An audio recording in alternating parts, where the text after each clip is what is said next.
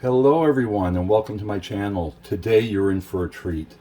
This is a very simple, easy way to make delicious Puerto Rican street food. In particular, I remember watching Man vs. Food years ago when he was in San Juan, and he stopped at a food truck where they made a sandwich.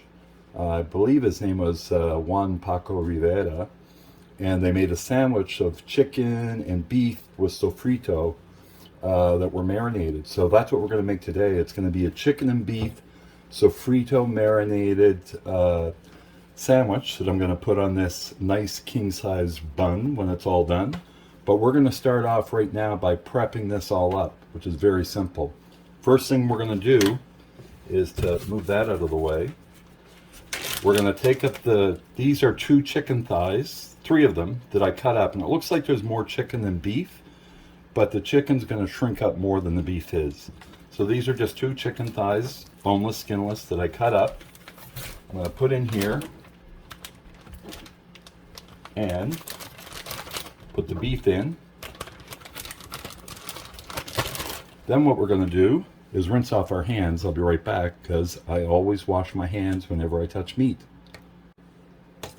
Cross-contamination, folks, is a real thing in food. Like whenever you're handling meat, in between, make sure that you wash your hands before you start touching and working with other stuff. These are 4 sofrito cubes that I took out and thawed, and I'm just going to add a pinch of adobo. So I'm just going to put a shake in there, a couple shakes. As you can see, it's probably about a teaspoon worth, or a teaspoon and a half. And then I'm going to put a little bit of olive oil in. Just about a tablespoon.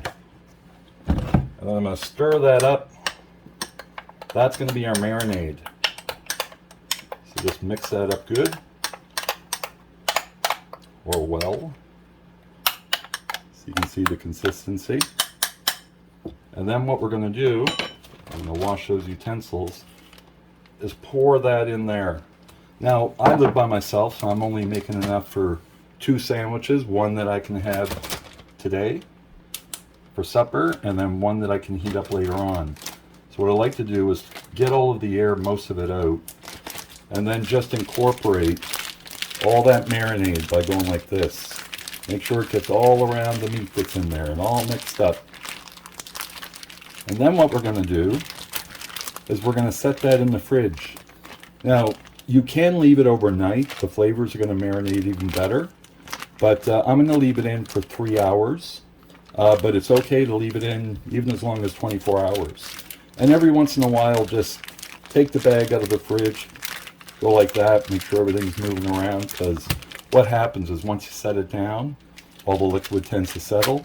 So just flip it over every half an hour or so. Okay, so we'll be right back after this is finished marinating. Hello and welcome back. We've marinated this through the magic of photography and videography. We're right back. That's been marinating in the fridge for about 3.5 hours now. So now we're ready to cook it.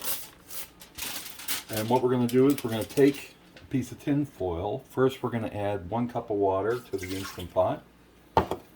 Then we're going to put our trivet in right here.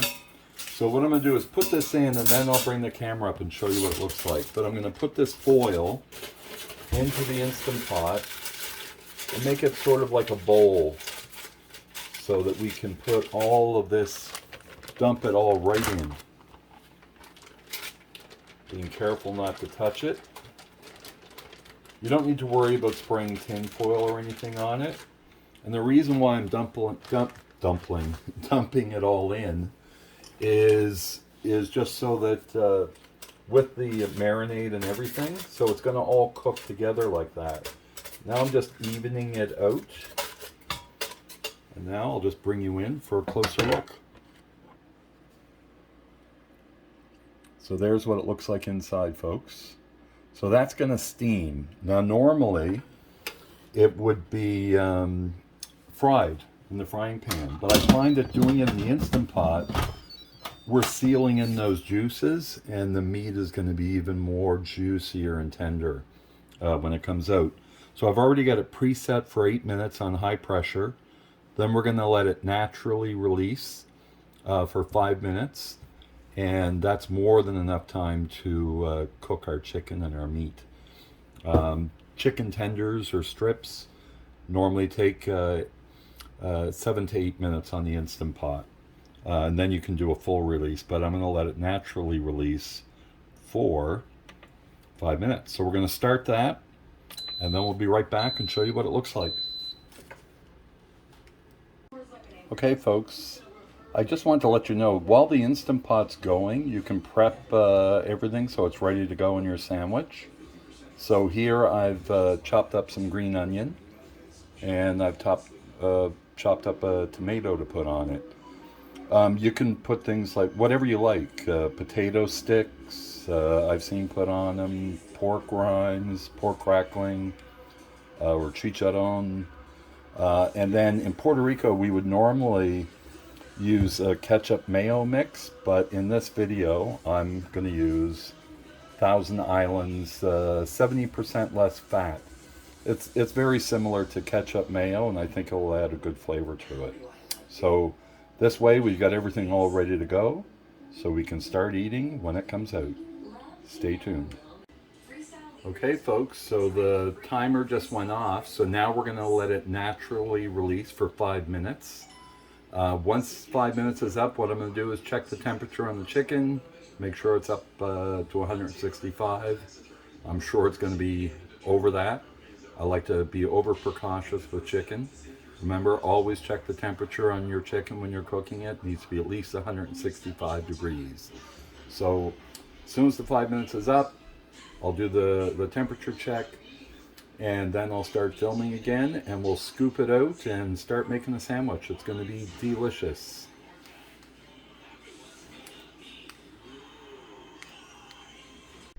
This is what we're talking about, folks. And this is one of those times when I wish that the smell would go through on the video. Temperature's good. We're going to dish that up. Okay, folks, the moment I know I've been waiting for. We're gonna scoop this out. We're gonna use a strainer to make sure that we're leaving all the juices and stuff behind. I'm gonna put those in there.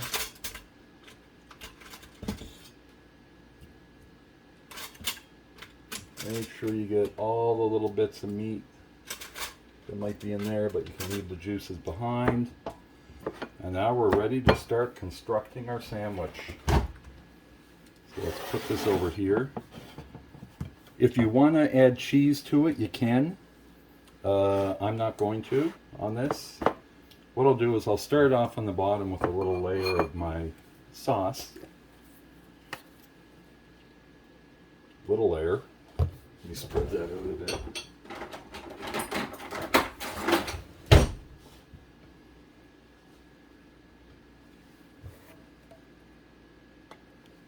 Just gonna put that on there. Then we're gonna get some meat. It's a good mixture of the beef and the chicken.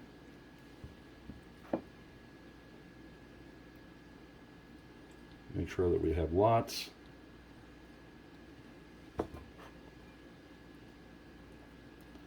And then my green onion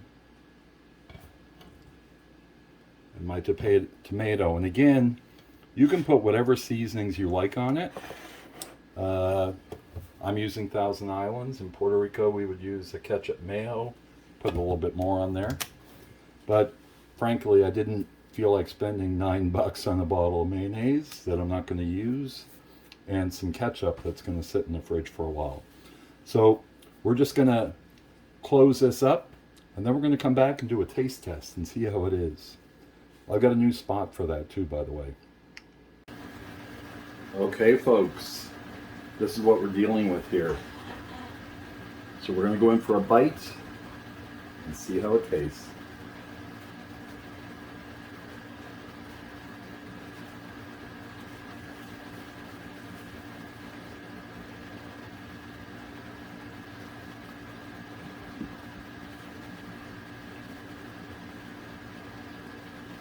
I guarantee you, If you've never had Puerto Rican food, this, you've never tasted anything like the sandwich. This is incredible. The meat's all tender because it was cooked in the pressure cooker. Again, you can fry it if you want to. I prefer the pressure cooker because it locks in the flavors, but this is good. That's what we're talking about, folks. Experiment. Use your own toppings. If you have ketchup and mayo in the house, then mix it together and use that. Add whatever toppings you want. I've done before where I wrapped it up and I put some cheese on it after it was made and then baked it again at 300 degrees for about 10 minutes and all the cheese melts. The bun gets crustier. There's a million things you could do with this. And the star is the chicken and the steak with the Sofrito marinade. So I hope you enjoy, and thanks for watching. If you like this recipe, please remember to like the video. If you're new, then I'd appreciate you subscribing, and you'll see more like this. Thank you for watching, and we'll see you soon.